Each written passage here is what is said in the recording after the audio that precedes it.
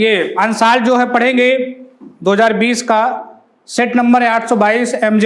ठीक है, चलिए पहला सवाल इसका पढ़ेंगे हम। पहले का नंबर जो है 15, 18 और 24 का लासा ज्ञात करना। किसका ज्ञात करना है? 15, 18 और 24 का क्या ज्ञात करना है? एलसीएम आपको ज्ञात करना है। और एलसीएम मालूम है कि जो कॉमन मिलेगा वो नंबर तो आपके पास रहेगा ही रहेगा, और जो कॉमन नहीं मिलता है वो भी आपके साथ में रखा जाता है। तो 15 के फैक्टर करोगे तो क्या जाएगा? 3 गुणे 5, और 18 के क्या होंगे? 2 गुणे 3 गुणे 3 ही होगा ना, 3 3 9 दूनी 18। 24 के क्या हो जाएंगे बेटा? 2 गुणे 2 दूनी 4, 4 23 12, और 12 दूनी 24। आपको क्या निकालना? एलसीएम। देखो ये कॉमन इससे मिल गया, 2 आ गया। यहाँ पर ये किसी से नहीं मिले और ये किसी से नहीं मिले, तो इनको भी रखना पड़ेगा आपको। 3 1 मिल गया, यहाँ से ये मिला और ये मिला, ये 3 रख दिया हमने। ये 3 नहीं मिला, इसको भी रख दिया, और ये 5 इसको भी रख दिया हमने। तो 2 दूनी 4, 4 दूनी 8, 8 3 24, 24 दिया 72 गुणे 5, 72 गुणे 5, 5 दूनी 10, और 5 7 35, 1 36, 360। ठीक, तो ये क्या आ गया आपका? एचसीएफ। देखिए जो पहले का खा नंबर है वो आपके सिलेबस में नहीं है बेटा।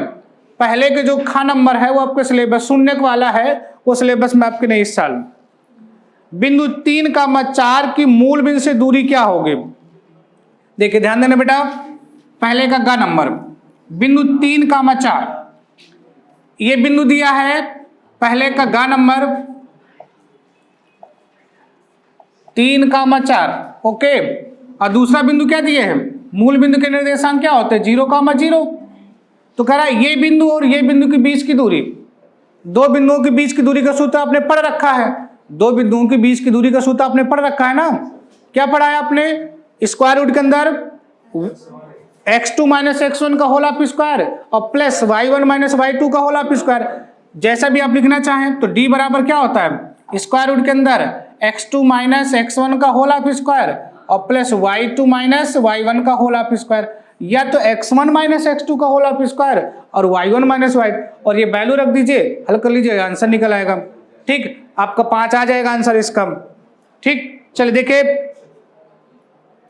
त्रिभुज ABC और त्रिभुज BDE 2 समबाहु त्रिभुज हैं, और इस प्रकार है कि D भुजा BC का मध्य बिंदु है। तो त्रिभुजों ABC और BDE के क्षेत्रफलों का अनुपात क्या होगा, ये निकालना बेटा। सिंपल है ये, देखो कैसे लगाएंगे। एक त्रिभुज ABC है, ध्यान देना बेटा, त्रिभुज ABC दिया हुआ है, और त्रिभुज BDE 2 समबाहु त्रिभुज है। समबाहु मतलब बराबर भुजाओं वाले त्रिभुज हैं। ठीक है, और इस प्रकार है कि बिंदु जो D है वो BC का मध्य बिंदु है। जो D है वो क्या है? BC का मध्य बिंदु है। और एक बिंदु E है, कोई E आप ले लीजिए यहां से, इसको हमने क्या किया? मिला दिया, इसको E कह दिया हमने। ठीक, तो उसने क्या कहा है? इसको यहां से मिला दो बेटा, BDE कहा है ना, तो ये D हो गया और ये B हो जाएगा E, ये BDE हो गया। ये क्या हो गया? ये BDE हो गया। उसने कहा कि BDE का जो क्षेत्रफल है और इस क्षेत्रफल का क्या अनुपात होगा, ये पूछा है।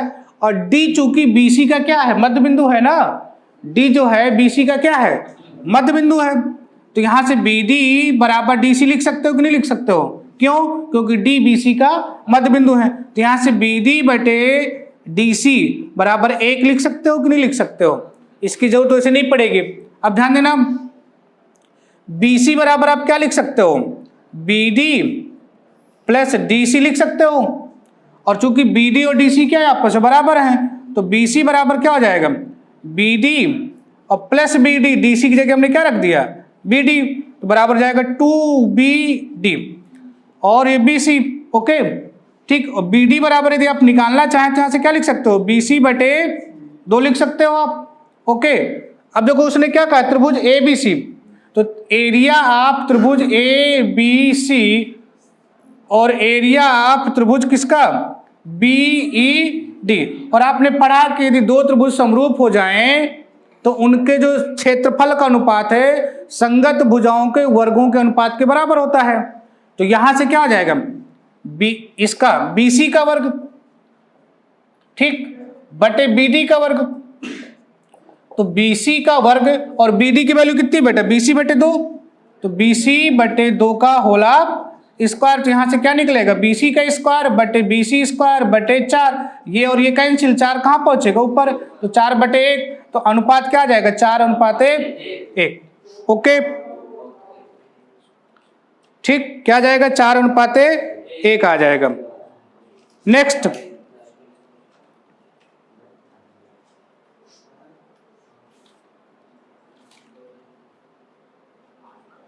ये नहीं है तुम्हारी आंसर का, ये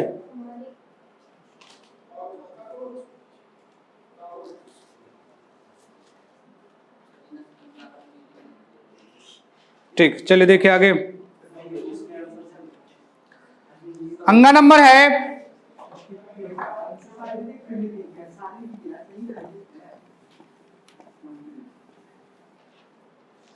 1 - tan स्क्वायर 45। अंगा नंबर बेटा ये 1 - tan स्क्वायर 45 और 1 + tan स्क्वायर 45। देखो 1 - tan स्क्वायर 45, tan 45 का मान क्या होता है 1, तो tan जब 45 का मान 1 तो इसका होल हाफ स्क्वायर, और 1 + 1 का होल हाफ स्क्वायर, 1 - 1 करोगे और 1 + 1 करोगे, ऊपर क्या हो जाएगा 0/2 बराबर 0, ठीक। ओके, और cos 90 का मान क्या होता है बेटा 0, तो इसलिए अब जो आपका पहला ऑप्शन है वो क्या है, सही है। नेक्स्ट, 4 नंबर आपके सिलेबस में नहीं है, दूसरे का भी आपके सिलेबस में नहीं है। चलिए आगे देखते हैं,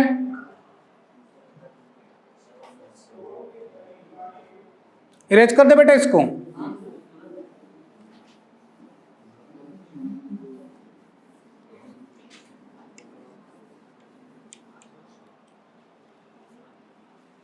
दूसरे का खा नंबर दिया हुआ, ये फिगर बना है, त्रिभुज है, यहां पर दिया हुआ है 2, ये लाइन आपके समांतर रेखा है DE, और ये आपका ABC। ओके, ये 2.7 दिया हुआ है, और ये 8.1 दिया हुआ है, और ये 10.8 दिया हुआ है। तो क्या निकालना है आपको, क्यों बच्चों, क्या निकालना है आपको, AD निकालना है ना, ये निकालना है। तो आपने जैसे पेपर रखी है कि ये भुजा बटे ये भुजा बराबर ये भुजा बटे, ठीक है ना, क्योंकि ये दोनों त्रिभुज कैसे समरूप हैं, ये दोनों त्रिभुज कैसे समरूप हैं, तो यहां से क्या लिख देंगे, AD बटे BD बराबर AE बटे किसके, EC के। तो यहां से AD वैल्यू आपको निकालना है, जब परीक्षा में आप लिखेंगे तो थोड़ा सा लिखना पड़ेगा, AE बराबर ये, BD बराबर ये, और EC बराबर ये सब लिखना पड़ता है, और AD आपको क्या करना है, ज्ञात करना है। और बाद में लिखेंगे कि ये दोनों DE समांतर BC है, तो ये दोनों त्रिभुज कैसे हैं, समरूप हैं, तब ये सब चीजें लिखनी पड़ती है। AD और DE, यहाँ पर DB की वैल्यू कितनी है 10.8, और AE की वैल्यू कितनी 2.7, और EC की वैल्यू कितनी 8.1, एक अंक के बाद दशमलव तो कैंसिल हो जाएगा, 27 से करने में 27, 27 तेरे को 81, AD बटे 10.8 बराबर 1/3, इसका क्रॉस मल्टीप्लिकेशन कर दो, तो ये हो जाएगा बेटा 3AD बराबर 10.8। यहां से AD बराबर निकल आएगा 10.8/3, तो AD बराबर हो जाएगा 3×3 = 9, बचेगा 1, 3×6 = 18, 3.6 आ जाएगा, ठीक। ओके, नेक्स्ट गा नंबर है बेटा, दूसरे का गा number sin 52 sin 38, sin 52 sin 38, दूसरे का गा नंबर sin 52 sin 38 माइनस बोलो cos 52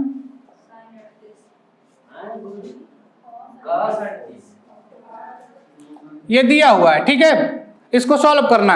एक तो फार्मूला होता है बेटा उसमें sin A + B का, cos A + B का, cos A - B का, तो आपको नहीं पढ़ना, आपको क्या करना है, यहाँ से साइन को हम चेंज कर देते हैं 90 माइनस 38।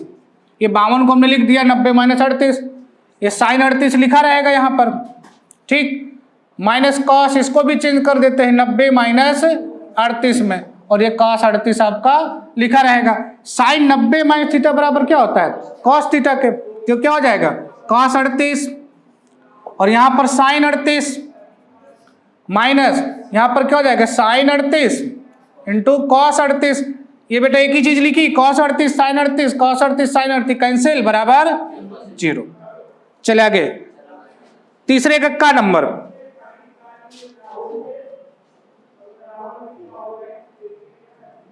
इरेज कर दे।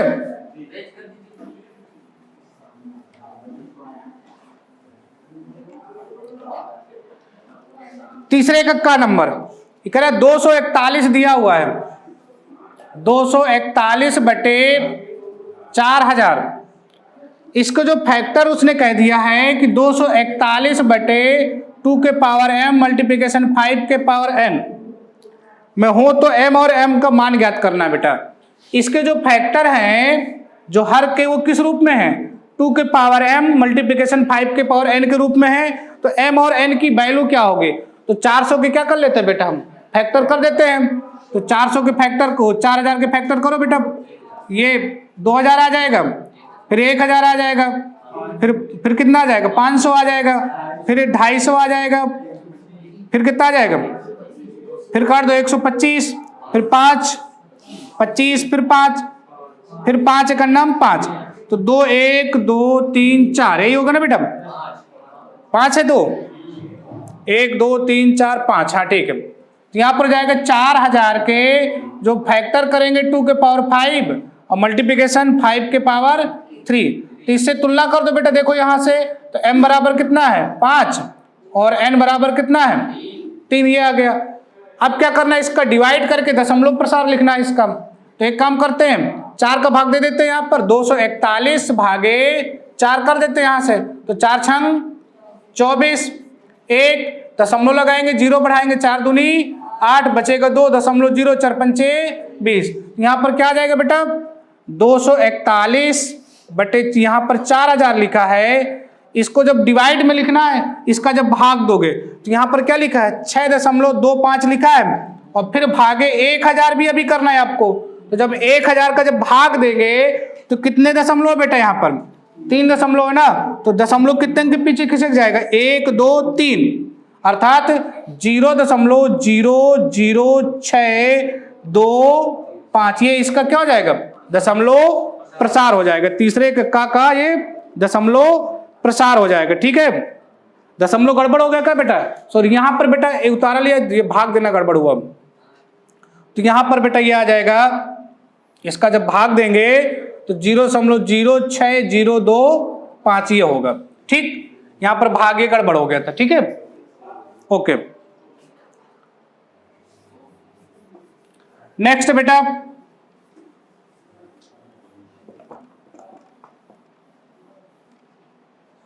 अगला सवाल है, ये आपके सिलेबस में नहीं, तीसरे का वह अनुपात ज्ञात कीजिए। कर अनुपात ज्ञात करना है, ठीक है ना। बिंदु दिए हैं यहां पर, ध्यान देना। तीसरे का नंबर है आपका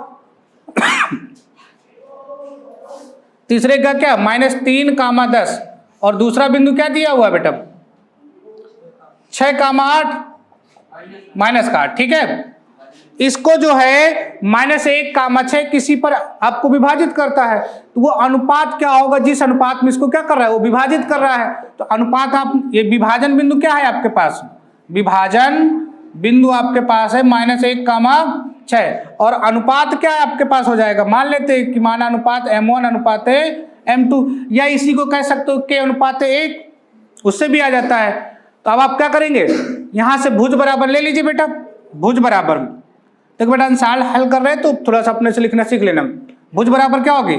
m1 x2 plus m2 x1 बटे m1 प्लस m2। तो भुज यहाँ पर क्या? -1 है ना बेटा।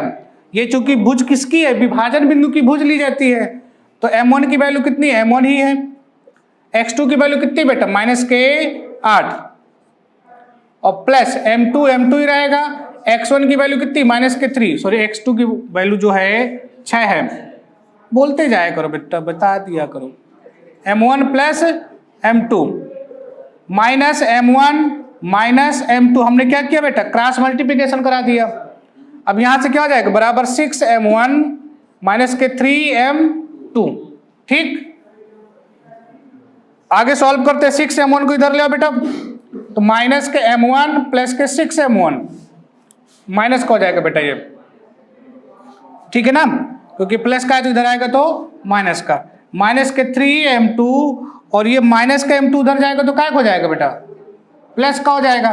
तो माइनस के 7m1 और बराबर माइनस के 2m2, ये माइनस माइनस कैंसिल, तो m1 बटे m2 बराबर 2/7। तो इसका अनुपात क्या आ गया, 2:7 आ जाएगा।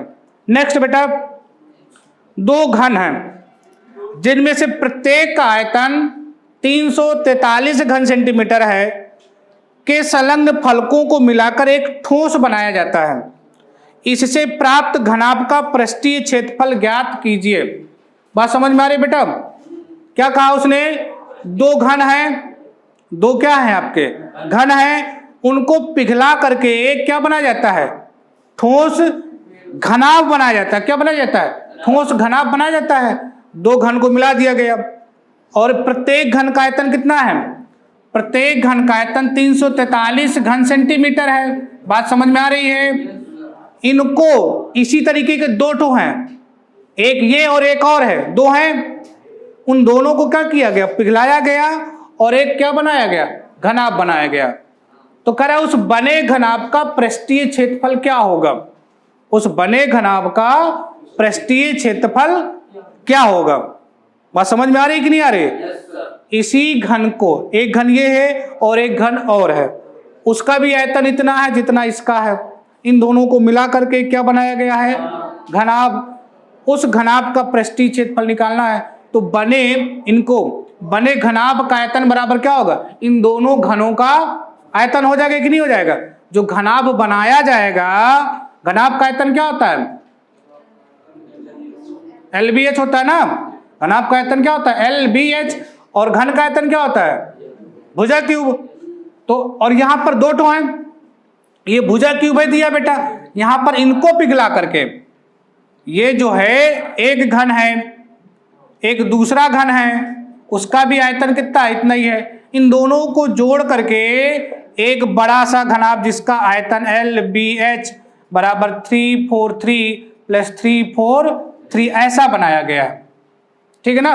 तो यहां से क्या निकालेंगे, इस घनाभ का आयतन, फिर क्या निकाल देंगे, पृष्ठीय क्षेत्रफल। लगाइएगा, नहीं बने तो फिर बताना। आगे चौथे का नंबर, एक त्रिभुज का क्षेत्रफल ज्ञात कीजिए जिसके शीर्षों के निर्देशांक दिए हुए हैं। एक त्रिभुज का क्षेत्रफल निकालना बेटा, जिसके शीर्ष दिए हुए हैं, तो त्रिभुज के क्षेत्रफल का सूत्र क्या होता है मालूम बेटा, जब बिंदु दिए हों x1 y1 x2 y2 x3 y3, तब त्रिभुज का क्षेत्रफल होता है 1/2 ब्रैकेट के अंदर x1 y2 minus y3 plus x2 y3 minus y1 plus x3 y1 minus y2, ठीक है ना। तो आप ऐसा भी इसको याद कर सकते हो, 1 2 3 ऐसा, फिर 2 3 1 और फिर यहां पर क्या हो जाएगा 3 1 2, ठीक है ना।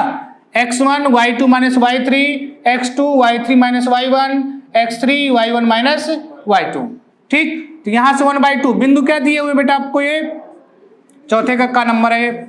बिंदु क्या दिए हैं, A, B प्लस C, यही है ना, और फिर B C प्लस A, फिर क्या दिया हुआ है C, और A प्लस B, ये बिंदु दिए हैं। तो ये x1 है, ये y1 है, ये x2 है, ये y2 है, ये x3 है और ये y3 है। तो इस सूत्र में रख दीजिए बेटा, x1 की वैल्यू क्या है A, फिर क्या हो जाएगा यहाँ पर y2 माइनस y3, y2 की वैल्यू ये है आपकी C प्लस A माइनस, यहां पर माइनस के अंदर गुणा हो जाएगा तो माइनस का A और माइनस का क्या हो जाएगा B, क्लियर।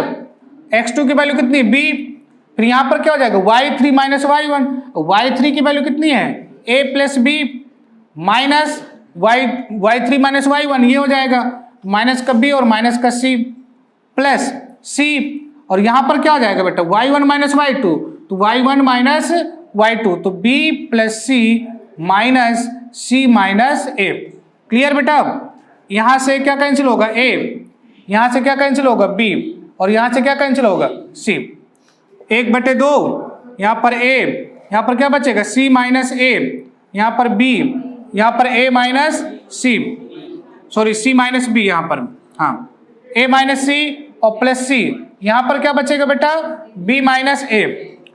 इसके अंदर गुणा करा दो 1/2 ac minus ab plus ab minus bc plus bc minus ca। देखो ये प्लस का ac माइनस का माइनस ab प्लस bc, यहां पर बेटा क्या एक ही तो है, दो तो नहीं लिखना, ये bc बराबर क्या हो जाएगा 1/2 गुणे 0 बराबर 0, तो क्षेत्रफल क्या आ गया बेटा 0 आ गया। ठीक है, चौथे का खा नंबर है 30 सेंटीमीटर व्यास वाले एक वृत्त की कोई जीवा केंद्र पर 60 अंश का कोण बनाती है, तो संगत लघु वृत्तखंड का क्षेत्रफल निकालना है आपको। देखना बेटा, एक वृत्त की जो व्यास है, वृत्त का व्यास कितना दिया बेटा, हाँ 30 सेंटीमीटर व्यास है। वृत्त का जो व्यास है, ये सर्किल है आपका, चौथे का खा नंबर है, ये बेटा सर्किल हो गया। इसका जो डायमीटर जो व्यास है वो कितना है 30 है। कोई जीवा है जो वृत्त पर कितने अंश का कोण बनाती है 60 अंश का, तो बेटा ये 30 अंश का व्यास है ना, यहां से 30 सेंटीमीटर का, तो रेडियस कितनी होगी 15, तो ये वृत्त का केंद्र है, तो ये भी कितनी है 15 और ये भी कितनी है 15, और ये 60 अंश का कोण बना रहा है। अब आपको क्या चाहिए, इस लघु वृत्तखंड का क्षेत्रफल, किसका चाहिए लघु वृत्तखंड का। और लघु वृत्तखंड का क्षेत्रफल निकालने के लिए क्या होता है, त्रिज्यखंड का क्षेत्रफल माइनस त्रिभुज का क्षेत्रफल। तो यहां से त्रिज्यखंड का क्षेत्रफल पाई आर स्क्वायर थीटा बटे 360 माइनस त्रिज्यखंड को त्रिभुज का क्षेत्रफल 1/2 आर स्क्वायर साइन थीटा। इसमें सॉल्व कर दोगे तो क्या जाएगा लघु वृत्तखंड का, ठीक है ना, किसका आ जाएगा लघु वृत्तखंड का क्षेत्रफल आ जाएगा। ओके, चौथे का ग नंबर बेटा, चौथे का ग नंबर, चौथे का ग क्या दिया हुआ है, कॉसेक थीटा बराबर 2 राइट 3 अपॉन कितना बेटा 5, तो यह जाएगा 5 दूनी 10, कॉसेक थीटा बराबर 13 बटे कितना बेटा 5। और आपको मालूम है कि कॉसेक थीटा बराबर क्या होता है, आपको मालूम है कि कॉसेक थीटा बराबर कर्ण बटे लंब, यही होता है ना, कॉसेक थीटा बराबर होता है, ठीक है ना, कर्ण बटे लंब होता है। तो के बराबर कितना है 13 है, तो बी बराबर क्या आ जाएगा आपका, बेस निकालना है आपको, तो कर्ण का स्क्वायर माइनस एल का स्क्वायर बराबर क्या हो जाएगा, स्क्वायर रूट के अंदर 13 का स्क्वायर माइनस 5 का स्क्वायर बराबर 144 आएगा बेटा, ये बराबर 12, तो बेस कितना आ गया 12। अब आपको क्या चाहिए tan थीटा और cos थीटा, तो निकाल लीजिएगा, आंसर आ जाएगा। नेक्स्ट चौथे का घ नंबर दिया है, सिद्ध कीजिए चौथे का घ नंबर करा 3 प्लस √2 एक अपरिमेय संख्या है, तो इसको क्या करेंगे मान के चलेंगे। पिछली हमने कई क्लास में बता चुके इसको कि 3 प्लस √2 इसको मान के क्या चलेंगे, एक परिमेय संख्या है, और परिमेय संख्या किस रूप में होती है 3 √2 बराबर p/q, और p/q का मात्रा कितना होना चाहिए 1 होना चाहिए। ये सही अभाज्य संख्याएं होती हैं।